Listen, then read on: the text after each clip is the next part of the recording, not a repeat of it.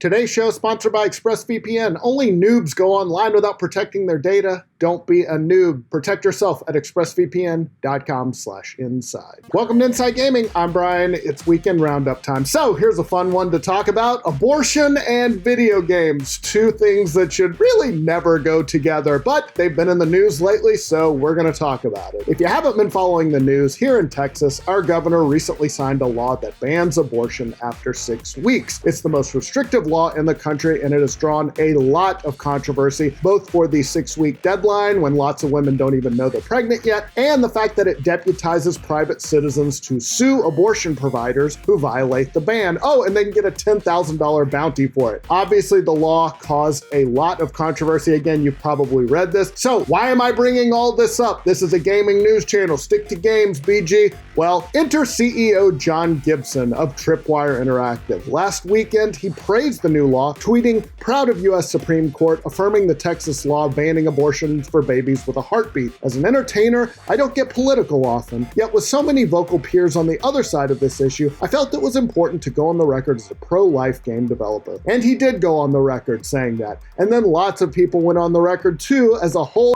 storm of controversy ensued. God of War director Cory Barlog replied to Gibson's tweet, "How can anyone be proud of claiming dominion over a woman's personal freedoms?" Cliff Bleszinski also chimed in saying, "Yeah man, you can unfollow me now, thanks." Shipwright Studios, a co-development partner that has worked with Tripwire, wrote that we cannot in good conscience continue to work with Tripwire under the current leadership structure. We will begin the cancellation of our existing contracts effective immediately. So yeah, there was a lot of negative backlash to the tweet. Now there were some supporters on the anti-abortion side, like Lila Rose, who praised Gibson and said, "You're on the right side of history and your courage inspires others." But regardless of which side you were on, the controversy burned hot and bright, to say the least, with some pointing out the irony that Tripwire makes such pro-life games like Killing Floor, and you can imagine what happened next. On Monday, Tripwire Interactive came out with a statement denouncing Gibson's comments and said that he had stepped down. Tripwire officials said that his comments are of his own opinion and do not reflect those of Tripwire Interactive as a company. His comments disregarded the values of our whole team, our partners, and much of our broader community. They added that Vice President Alan Wilson is now interim CEO of Tripwire. They said that Wilson and the rest of the leadership team will take steps with employees and partners to address their concerns, which will include a company-wide town hall meeting, which won't be weird and awkward at all. Nope, it's just gonna be,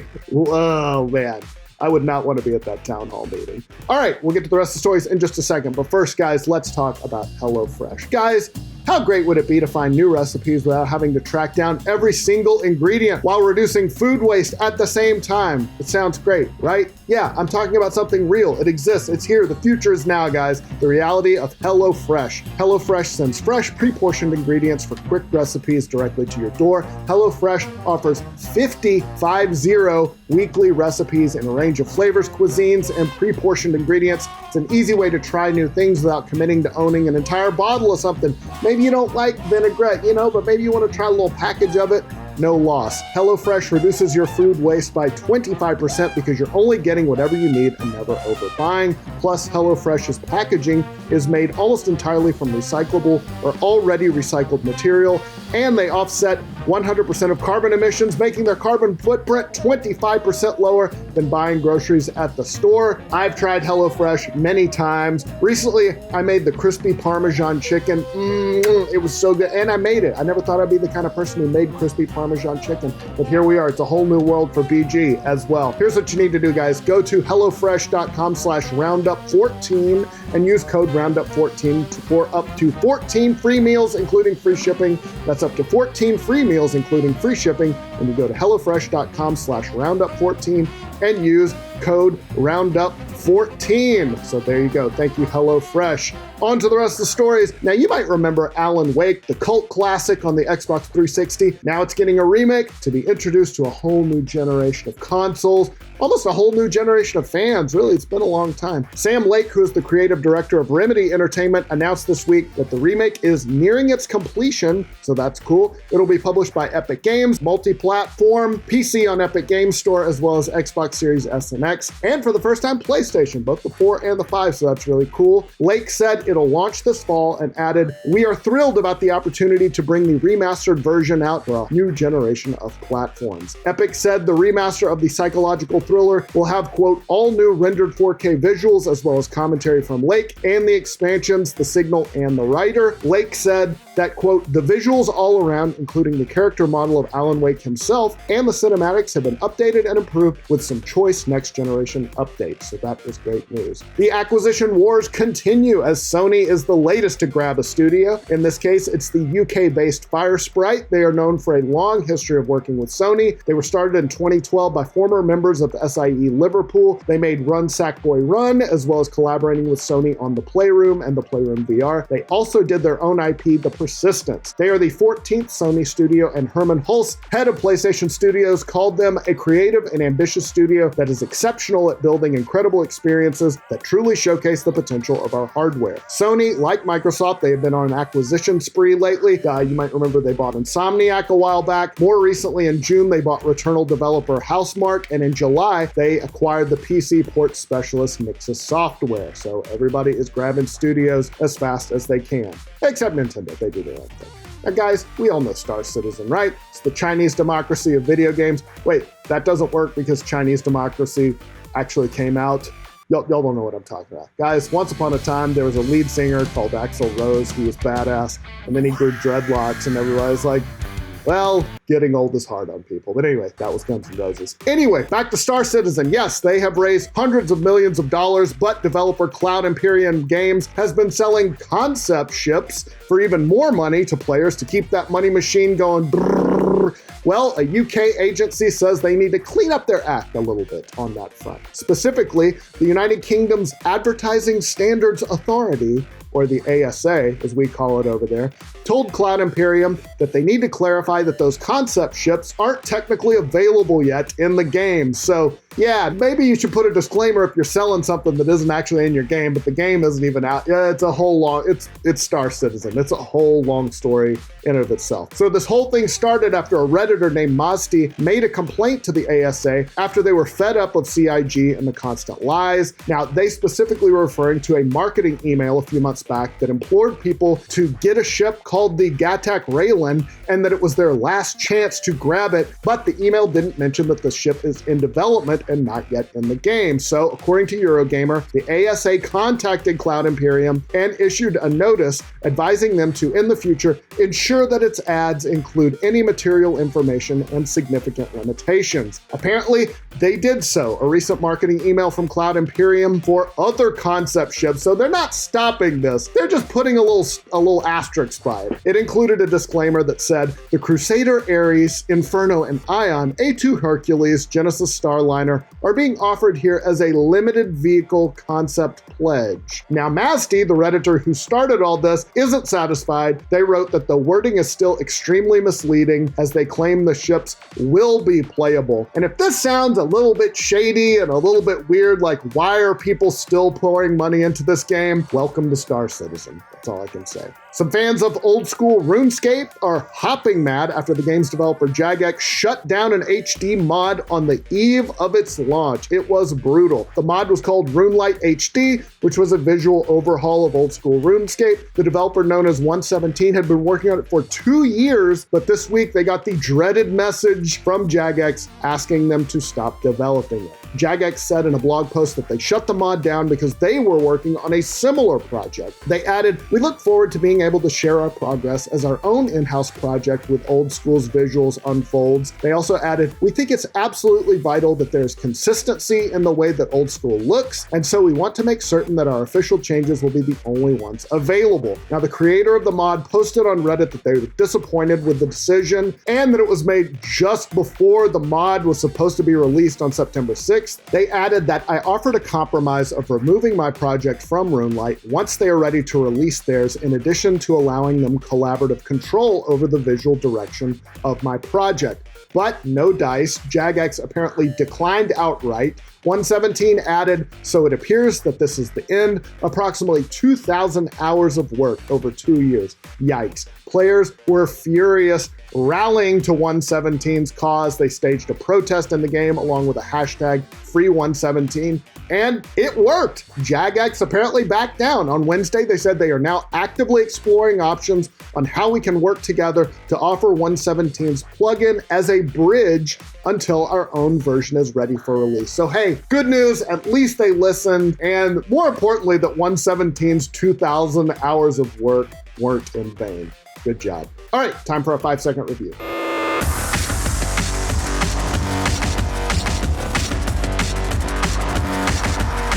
I like mini games, but as a dad, my life is just a collection of real life mini games. Hey, pour some cereal for me. Clean up this milk spill. Clean up that over there. That kid needs their hairbrush. It's bath time. It's bedtime.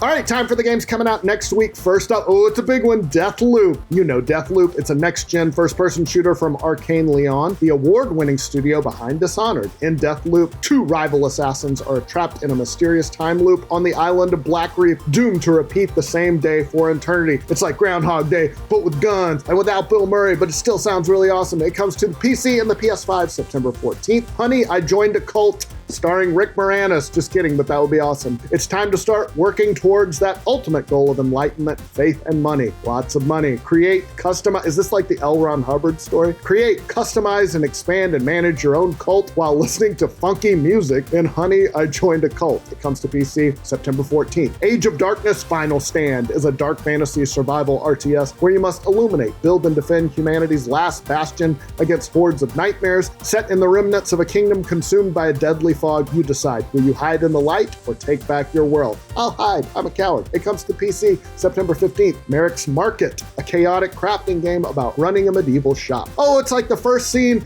in Dragon Quest IV where you just play the merchant for a little while. That was awesome. Dragon Quest IV, it rules. Take ownership of a small shop as you haggle, barter, and craft your way through a comical single-player campaign, or team up with friends to supply the whole town. Comes to PC, PS4, Xbox One, and Stadia September 15th. Story of Seasons, Pioneers of Olive Town. Welcome to Olive Town, a peaceful community established by your trailblazing grandfather and his friends. Now that you've taken over his farm, guys, y'all gotta stop doing Stardew. It's your job to carry on its legacy. Well, Stardew really did Harvest Moon, so to be fair. Plant crops, raise animals, build relationships, and get to know the residents of your new home. It comes to PC September 15th. Timberborn, Humans Are Long Gone. Will your lumberpunk beavers do any better? Lumberpunk is not a thing, maybe in the beaver community. This is a city-building game featuring ingenious animals, vertical architecture, river control, and deadly droughts. Contains high amounts of wood. That's funny. It comes to PC September 15th. Titan Chaser, Car, Foggy Night, Mystical Landscapes. And if you want to work, Titans. Titan Chaser is a surreal driving and walking experience where your job is to scout giant creatures and use the light to drive them off without fighting or killing. Comes to PS5, Xbox Series X, PS4, and Xbox One September 15th. The Amazing American Circus. Roll up and play a deck building game like no other. Gather weird and wonderful performers, amaze audiences, explore Gilded Age America, and transform your rundown circus into an entertainment empire. Play your cards right, and you could claim the crown of greatest showman from P.T. Barnum himself. It comes to PC, PS4, Xbox One, and Switch September 16th. Clash of Chefs VR is a cooking game, and it's a delicious one. Prepare the tastiest meals the fastest you can. Test your skills in different restaurants, each featuring new recipes and 60 challenging single-player levels. Clash with other chefs in online or asynchronous multiplayer and climb the leaderboard ladders. Comes to VR September 16th. Eastward. Welcome to the charming world of Eastward. Population declining. Must not be that charming then. Journey through a society on the brink of collapse. Discover delightful towns, strange creatures, and even stranger people. Wield a trusty frying pan and mystic powers on an adventure into the unknown. Comes to PC and Switch September 16th. SkateBird. Grind on bendy straws, kickflip over staplers, and carve killer lines through cardboard and sticky tape parks. Above else, skatebirds try their best. It comes to PC, Xbox One, and Switch September 16th. Origami 2 is a third-person stealth game where you play as an assassin with the power to control the shadows and to love. Just kidding. Join the Shadow Clan and fight the invader armies to protect your people. Comes to PC, PS5, Xbox Series X, PS4, and Xbox One, September 17th. Nexomon. Catch, evolve, and collect over 300 unique Nexomon. Assemble the ultimate Nexomon team to save your friends and save the world. Clash against legendary champions and become a hero in this epic journey. You know they had a lawyer go over this one before they released it.